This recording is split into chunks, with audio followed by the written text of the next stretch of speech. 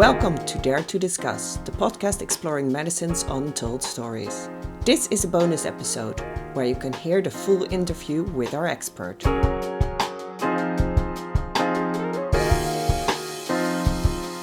On today's episode, we will be discussing euthanasia. Hello and thank you for joining us. My name's Nicole, and in this bonus episode, you can listen to the full interview I had with Rozemarijn van Bruchem, who's a specialist in internal medicine, a geriatrician and ethicist in the Erasmus Medical Centre in Rotterdam. Rozemarijn shares her insights on euthanasia from a medical professional perspective of being a doctor and ethicist in the Netherlands. Thank you very much for joining us, Rosemary. Well, thank you for having me. Could you tell us a bit more about the difference between euthanasia and assisted suicide? Well, actually, in the Netherlands, euthanasia and assisted suicide, meaning a doctor will provide you with medication you will take yourself, are both considered euthanasia. They're just two different methods to euthanasia. One being the medication being injected by a physician, and the other one, the medication being taken by the person, him or herself. With them taking the medication themselves, would that put them to sleep as well? Because I know when it's done by a clinician, they're put to sleep and then the medicine that will actually help them to pass along is then administered. How would it work when they're doing the medicine themselves? Well, let me start by saying that only a minority, a few percent of the people that are receiving euthanasia opt for the assisted suicide, taking the medication themselves. So it's the injection method in which the physician is the one to administer the medication is by far the most used method. But in the case of a patient taking the medication, him or herself, they will just get a combination of the medication they will swallow, and before that they will take some medication to prevent nausea because the medication is not very pleasant to swallow. Thank you. That's really interesting. Does a clinician need to be present? Yeah. Right. The clinician needs to be present from the moment the patient takes the medication until the patient has deceased. So it's not a case of just delivering medication and then leaving. The physician stays with the patient. Right, I see. Thank you. Are there measures in place to make sure that people have not been pressured into euthanasia by, say, a family member or another individual? Well, as you might imagine, this is one of the big fears doctors and the population of the Netherlands have. So we try to do our best to make sure that we are aware and are certain that there is no pressure from family members or the public or other parties. And one of the requirements is that the physician is obligated to speak to the person one-on-one. Nobody else is present one-on-one. And the other thing you have to be aware of is that you tell the patient that at any point in the process, he or she can just decide not to go forward with it without there being any repercussions, without there being anyone cross or disappointed or whatever. And what we see in most cases, what I see in the cases I've been involved with, that family is very supportive. But in all cases, I have heard families say, it's okay if you do not want to go forward with it. So it's, in my opinion, the other way around. It's for the family very hard to have to say goodbye to their loved ones. So although they understand and support their loved one, they are not pressuring them to get into euthanasia. I understand. Yeah, that makes sense. Thank you. Our next question is, what are the legal processes in the Netherlands for euthanasia? For instance, beforehand and then after the euthanasia has taken place? It's a very strict protocol. So it all starts with the patient requesting euthanasia in the presence of a physician. Often the general practitioner, but it could also be a medical specialist from a hospital or a doctor in a nursing home. So that's the first step. A patient is actively requesting euthanasia. It's not something the physician will suggest, never. It starts with the patient. And if the physician is willing to take the request into consideration, you start a really strict protocol in which you have to first assess the patient yourself, get into conversations, be fully convinced that this is the only way to go. There are no viable options. There's no alternative you can give the patient to relieve him or her of the suffering he is experiencing. And if you are convinced and you are willing to consider performing the euthanasia, the next step is you have to consult another doctor who is not involved with the patient in any way, so as objective as possible.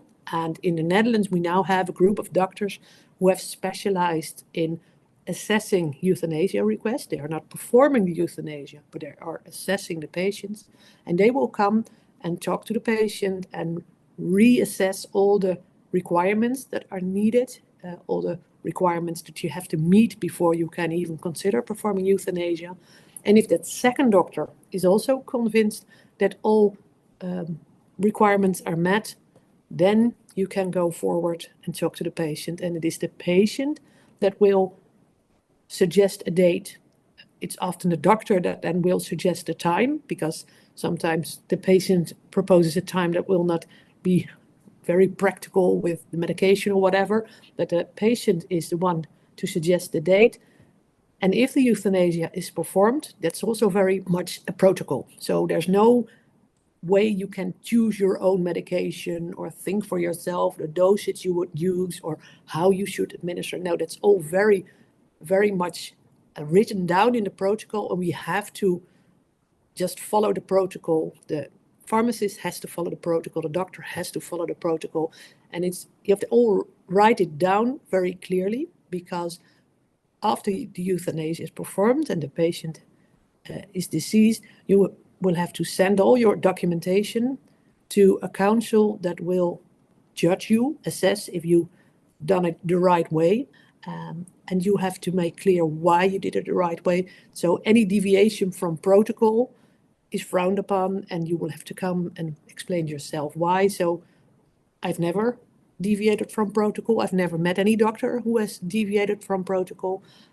And after 6 to 8 weeks, you then get a letter from that council stating whether or not you did it the right way. And if not, you have to go there and explain what the council thinks should have gone in another way, or maybe better, or maybe went wrong.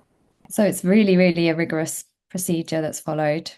Yeah, it's a procedure that has to be followed, but it's also something that you know that a third party, the council, will look at. So in my opinion, all the doctors that I see that have performed euthanasia are really very strict and very in the process of being clear about what they're doing and explaining why they might have thought about doing it another way and why they have decided in the end not to do that.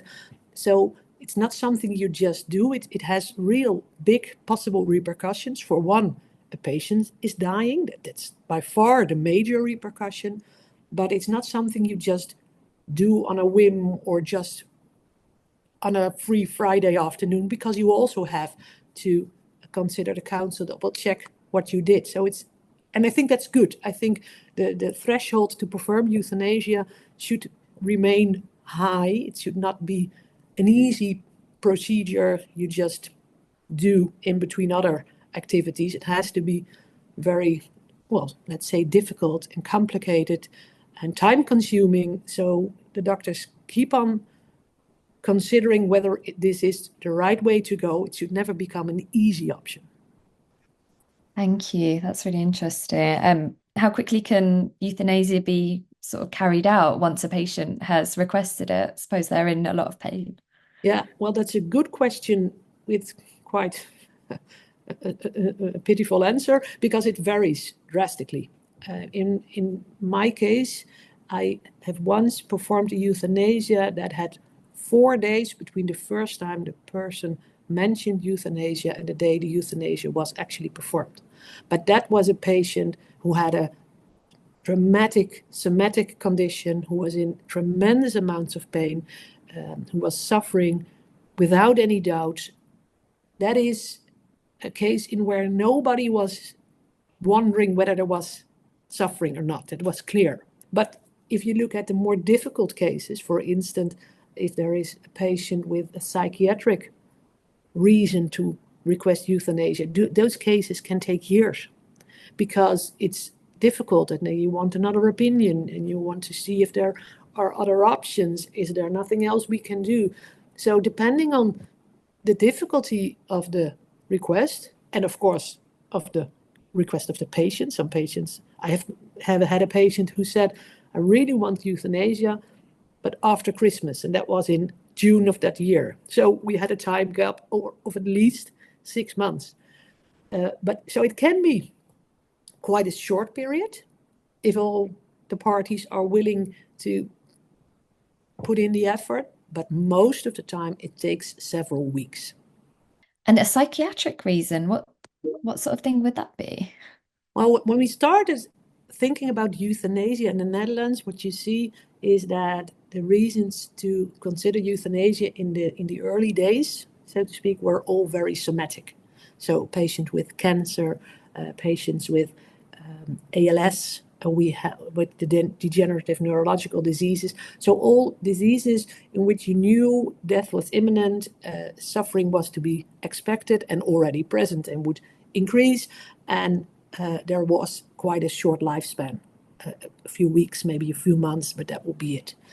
Over the years, there have been other patient groups who are requesting euthanasia, and an increasingly growing group is the patients with psychiatric diseases who are just not seeing any future, who are not willing to continue their life with the burden of the psychiatric disease. And that is a group that has an increasing demand for euthanasia, but in which the physicians, the psychiatrists, are very divided on if that is the right way to go, if this is something we should need to do or we should even consider. So, as you might imagine, those are the cases which are not simple, clear-cut, everybody is on board, but can take very long. And most of the requests for euthanasia in psychiatric patients are just denied, do never go to the process of the second opinion of the objective doctor. But I think that with our decades-long experience in euthanasia, new patient groups are arising and pose new problems we have to consider. And I think it's very good to see that euthanasia is still a difficult subject, and we are still discussing amongst physicians, but also in the general public. It's not something we just take for granted and you can request and you will get it, no questions asked. It is, luckily, I think it should remain something to really consider and reconsider, and then maybe see if you can bring yourself to do it. Oh, thank you. That's very, very interesting. I hadn't realized that it was something that could be done for psychiatric disorders, but it makes sense what you said, that it's obviously far less straightforward. You mentioned that a doctor, once a patient's requested it, they can decide whether they will carry it out. What proportion of doctors, if you know, are willing or not willing to carry out euthanasia in the Netherlands? Yeah, that's an interesting question, and I've done some research and try and answer this question, but I could not find an answer. I know there are doctors who are not willing to perform euthanasia, and let's be very clear, that's perfectly fine. Euthanasia is not within our normal healthcare system of rights, so to speak. So if you get to my hospital and you have an infection and you need antibiotics, and I will not give them to you, you can sue me, and rightfully so. But if you come to me and you say, I want euthanasia, I can just say, I'm not going to do it. I don't have to give any argumentation. I don't have to refer you to another doctor who is willing to. I don't have any obligation to go into a euthanasia request. I don't have to explain why I do not want to do it. A no is just enough. So I know there are a lot of doctors who just say no as a principle. And I know that the majority of doctors, especially in the hospitals, never perform a euthanasia. And that's also because the majority of euthanasia is performed within the GP practice. So in the hospitals, it's quite rare. I think in our hospital, which is the largest hospital in the Netherlands, I think we have 6 or 7 euthanasias within the hospital per year. And I think we have 30,000 admissions per year. So in the hospitals, it's very rare. Most GPs do encounter a euthanasia request at least once in their career. And I know that general practitioners who are not willing to perform euthanasia based on whatever argumentation, but just as a principle, often publish it on their website. So patients know beforehand they will not be willing to perform that procedure on them. And if they really want to consider euthanasia, they have to find someone else to talk about that request. I see. So that I must admit my perception, sort of being from the UK, not knowing so much about it, was that it's sort of an option that people take, I guess, frequently. But actually, it sounds like it's not something that's done as often as perhaps I'd perceived. Well, I think it's a matter of perspective.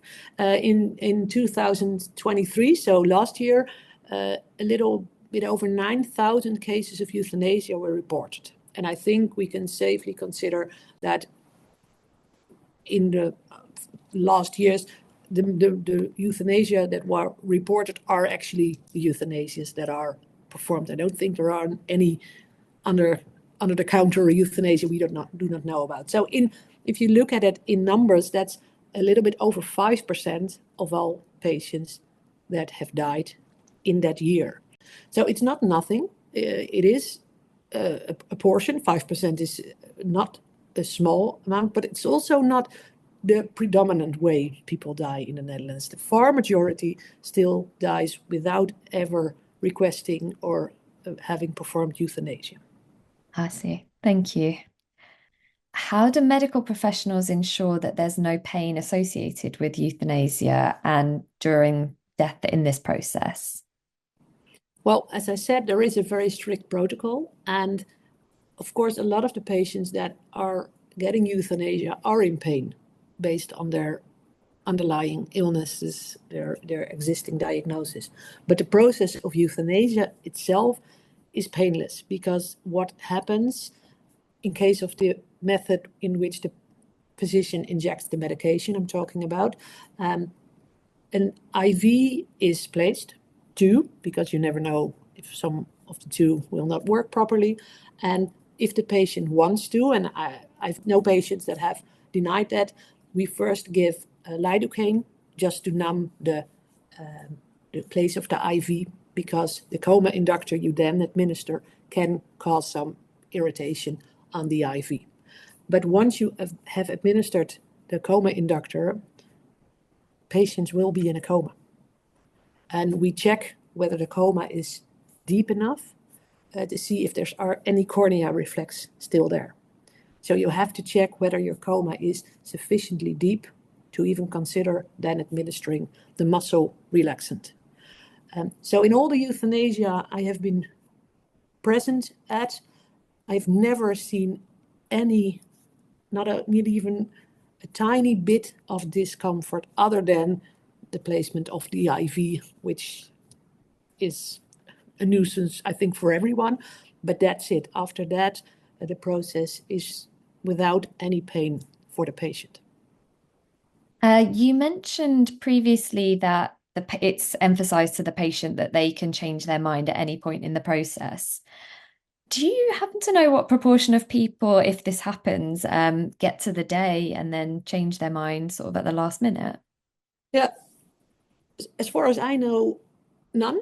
I have known patients that have in the weeks going up to the date at some point said, no, I still want to postpone it. but more often I get requests, can we get it moved forward? It's scheduled for, let's say, the 30th of this month. Can we go to 16, because that will give me 2 less weeks to live? So I've called around and I've asked some other doctors, and they also have never had a patient who actually on the day itself said, no, I don't want it anymore. But it's not a protocol thing, but I think I can be certain that every doctor who will perform euthanasia will ask just before you start the procedure, check one last time, are you sure? Are you sure? If you don't want it, just wink at me and I'll throw the medication away. Do you still? And in all cases, people are really looking forward to the moment. So most patients then, in my presence, sort of grin and say, no, what are you thinking? What do you think? Let's get on with it. I've been looking forward to it. Can't wait. So I do not know of any patients that on the day itself, but I know of patients that would like to change the date going up to the date you have arranged to perform the euthanasia. All right, thank you. And thank you for asking other doctors about it as well. It's it's really interesting. I think I sort of, it's easy to look at it from the point of view of somebody who's just well.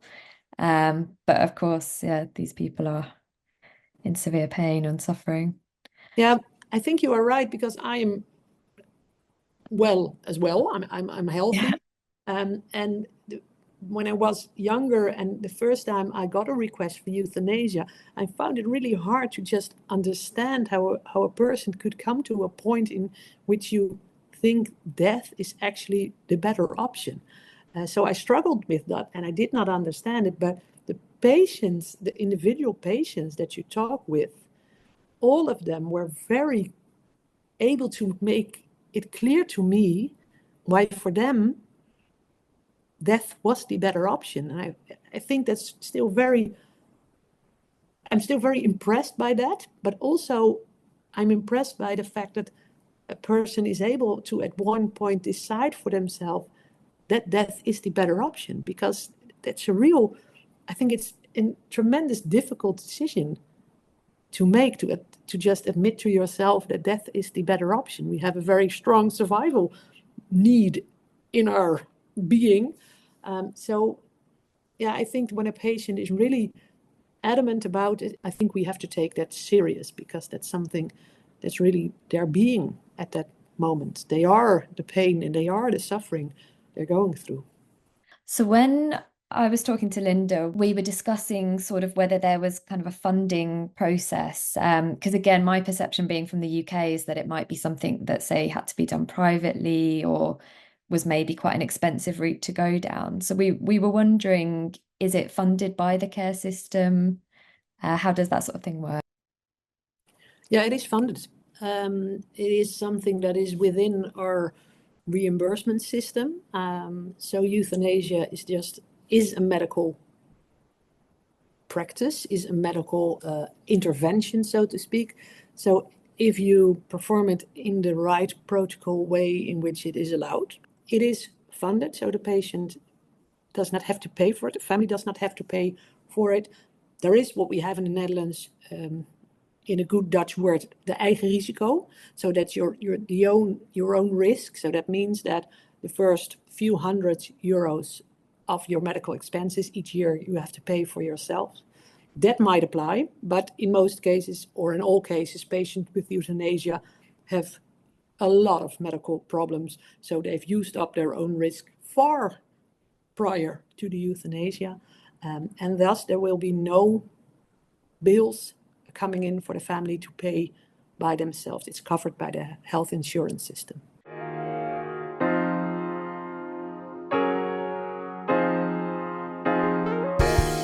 At this point, we're officially at the end of the episode. However, you may not have noticed that Linda, who's our lived experience guest from the full euthanasia episode, was actually on the call. And when we were thanking Rozemarijn, Linda mentioned how much she'd learned from what Rozemarijn said, even though Linda's from the Netherlands and has experienced her grandmother's euthanasia. And this triggered some more interesting conversations, so we wanted to share that with you. But let me stress that in the Netherlands, there's also a wide gap of knowledge between the doctors that actually perform euthanasia, and not only the public, but also doctors who do not perform euthanasia.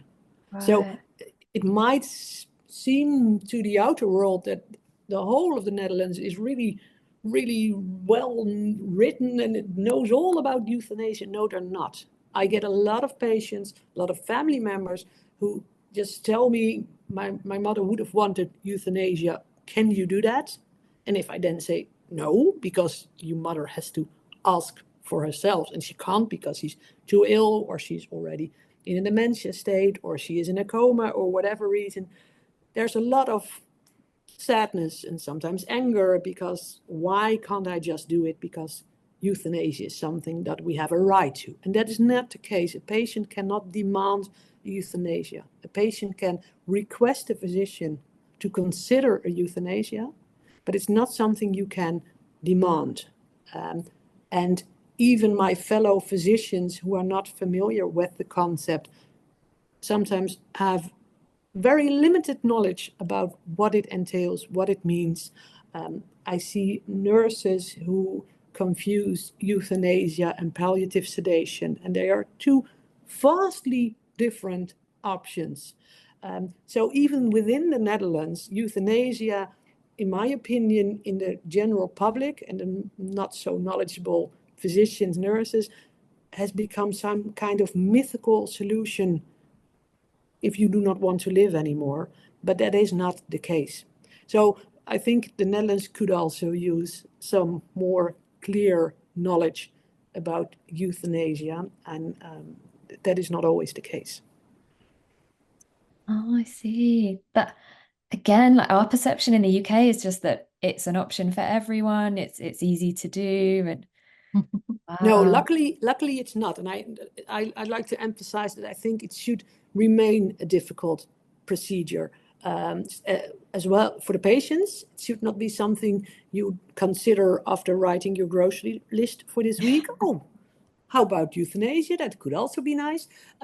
It has to be difficult, and it has to remain difficult for us as physicians, because in the end, I have not become a doctor to kill patients. I've become a doctor to do good for my patients. And in some cases, to my sadness, death is the only option I can give a patient. And in that case, I might consider it, but I have never left the euthanasia without, of course, cycling home because I'm Dutch, and stopping at some point and crying. Because in the end, it's unimaginable what happens if you administer the medication. The patient dies before your eyes. A patient that had been alive 5 minutes prior might have been still joking with you, and then 5 minutes later, they're dead. So it is something that should never be considered easy or normal practice or a viable option just to consider if you are willing to. Now, it has to remain very impressive and difficult and something you do because you want to help your patient, but not something you do because you just can. Oh, thank you. That actually brings in a really interesting aspect that I don't think we'd sort of spoken about before, actually, is that the fact that for clinicians it's not a natural part of their process and the emotional impacts. Yeah, it is. I recently performed the euthanasia on a very nice lady who I have known for, I think, 15 years, because she came to my practice when I was still young, and that has been some years ago.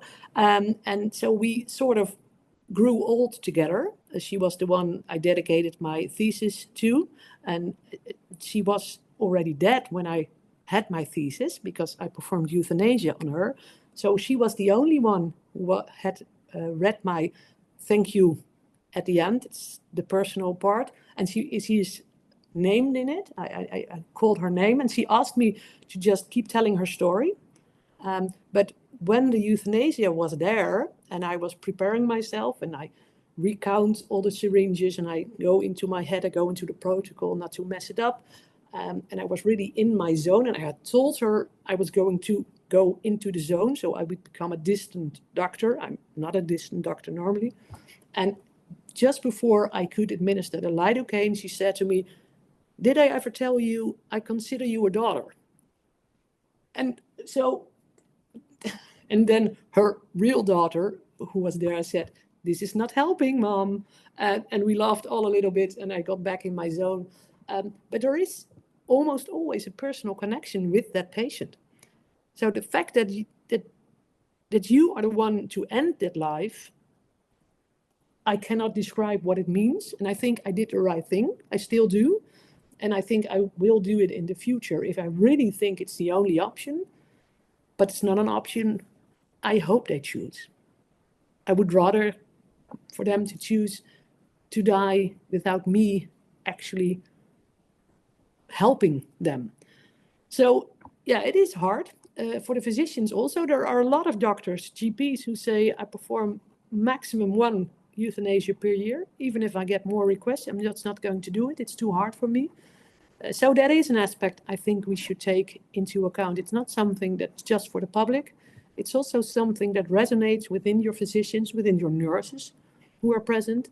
And I think we could do with a little bit more attention on that aspect of euthanasia.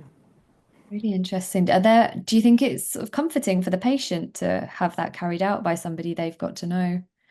Yeah. No, I'm certain that a personal approach and seeing someone you have trusted for the last years will immensely help the tranquility you see in patients just before they have euthanasia. A total stranger, I wouldn't want a total stranger on my deathbed if I could prevent it. But at the same time, that does have implications for that healthcare professional. So it's a knife that has two sides. What's the English? Double-edged sword. The double-edged sword. Yeah. So the pros are also the cons. And in the end, as a healthcare professional, my patient comes first. So my problems are nothing compared to their problems. They are going to die.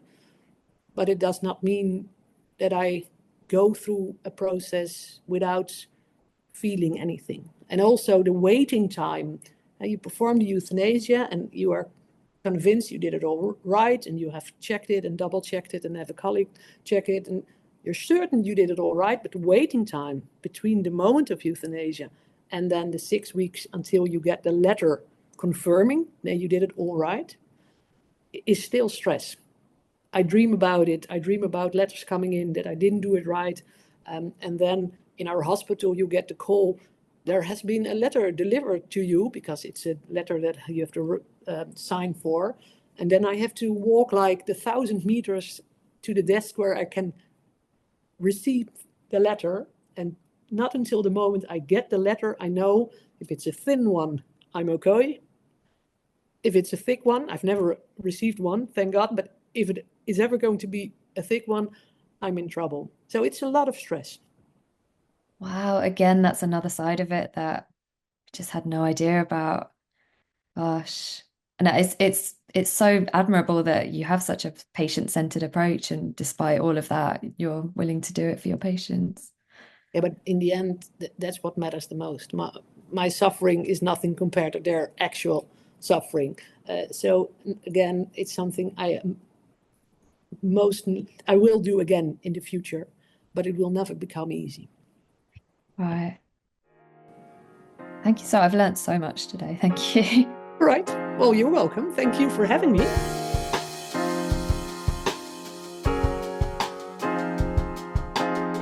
Thank you for listening to this bonus episode of the Dare to Discuss podcast. If you liked it, please share, follow and like via the podcasting platforms and via our socials.